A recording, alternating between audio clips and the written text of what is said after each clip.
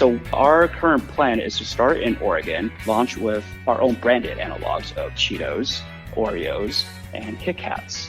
And then as soon as possible, we want to expand to California so that we can launch the same set of products. And California being a larger market, by then we'll have more traction and hopefully have more funding by then to set up a shop for the manufacturing of infused M&Ms and Skittles. From MJBulls Media, it's the Raising Cannabis Capital Show.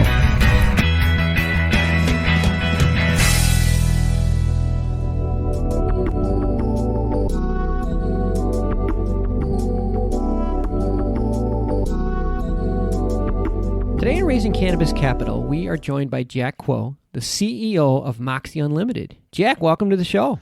Hello, thanks for having me here. Exciting stuff, Jack. Our listeners are going to be as surprised as I was when they realized that we missed something.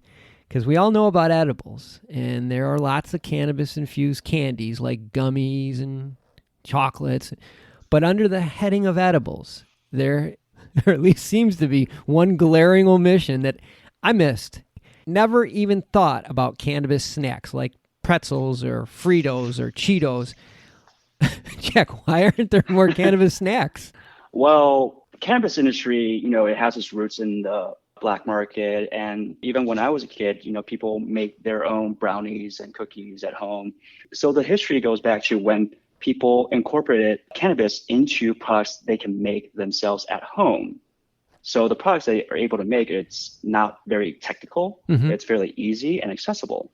And as the legal market has grown, we have products coming on board like candies, gummies, chocolates, baked goods, and now more and more beverages. Mm-hmm. And these are fairly easy to make. They have low technical barriers to entry. Candies and gummies, if you really want to, you can make them at home. Same with chocolates. That's why it's common. So the problem with that is, it doesn't matter which state you're in and whether it's recreational or medical.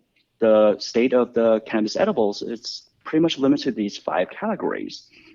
They're easily replicable, which means that it's more or less commoditized. So you have multiple brands competing with similar products and competing for the same consumers. And that's what we're looking to change. Oh my gosh. And you are, because barriers to entry to make, say, Cheetos is so much greater than to make some, gummies. You think of the munchies, you think of Cheetos works perfect.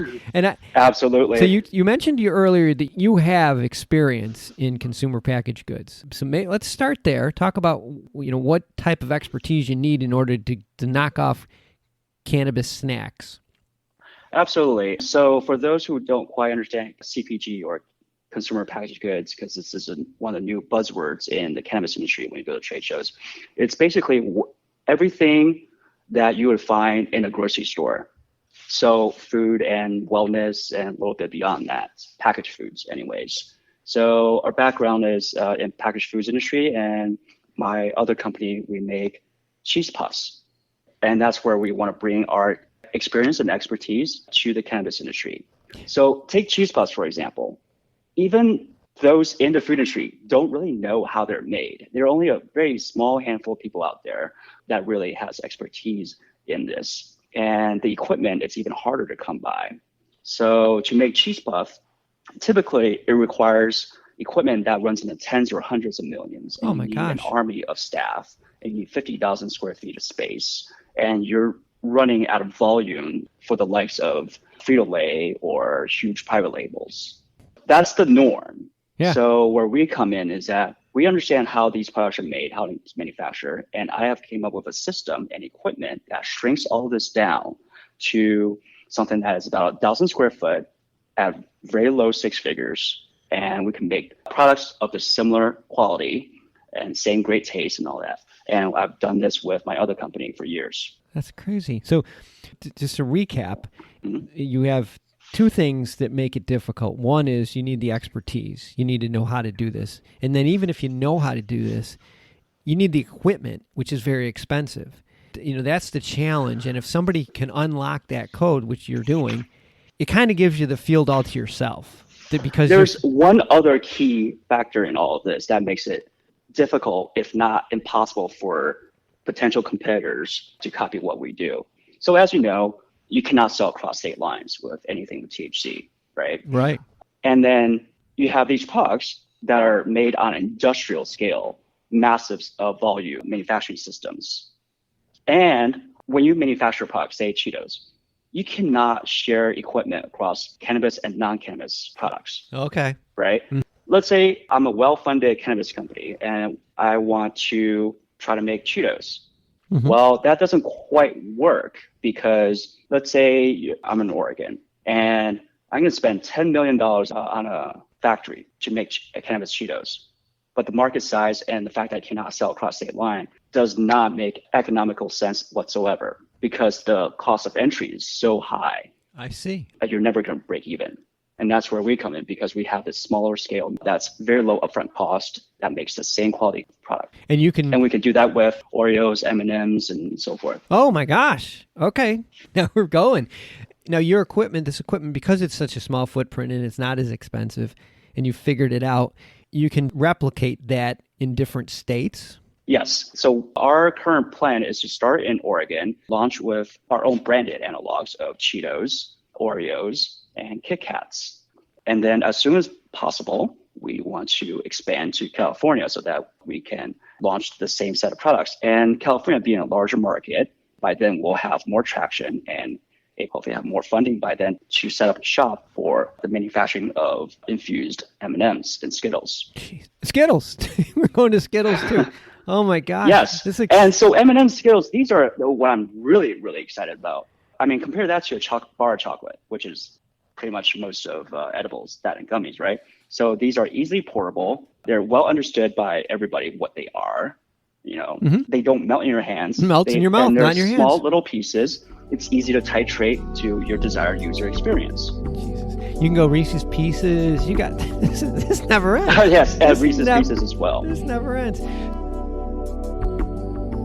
I want to take a short break to play you a preview of our next episode and to thank our sponsors. That's a lot of money, especially for the retail sector, right? They're planning on holding these companies between 3 and even 10 years. You know, more than almost 60% of investors are looking at that kind of time horizon. So while the stocks are very volatile and have up until probably about early January this year, been on a pretty steady march down, you know, retail investors are not getting out. Tune in on Thursday to hear Louis Goldberg from KCSA Strategic Communications talk about their recent cannabis investor survey. And now let's get back to the show.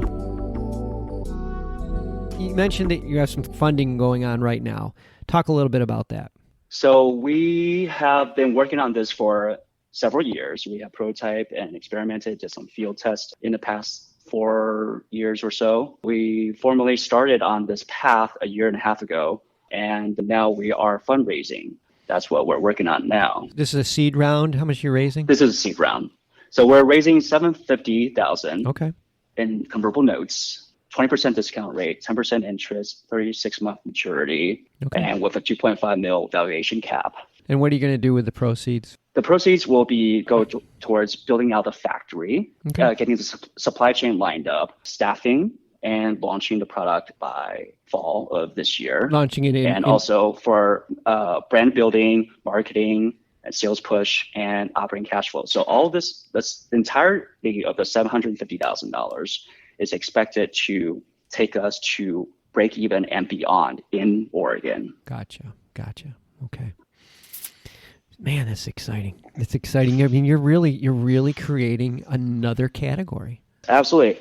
Edibles, they're typically 11 to 13% of the industry size.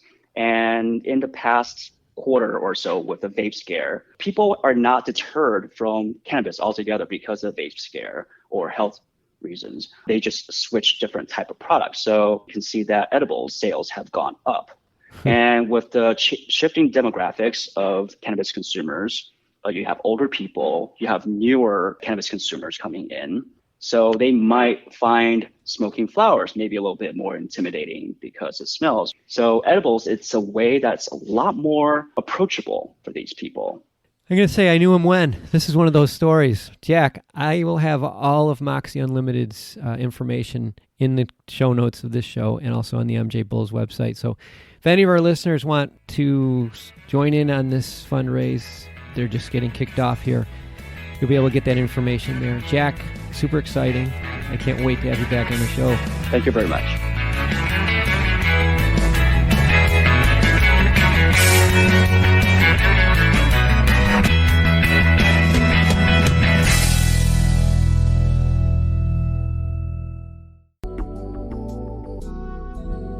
Today's show was made possible by the generous support of our sponsors, like Alt36, the country's premier blockchain payment processing platform that's providing dispensaries and its customers with a safe and secure payment option other than cash.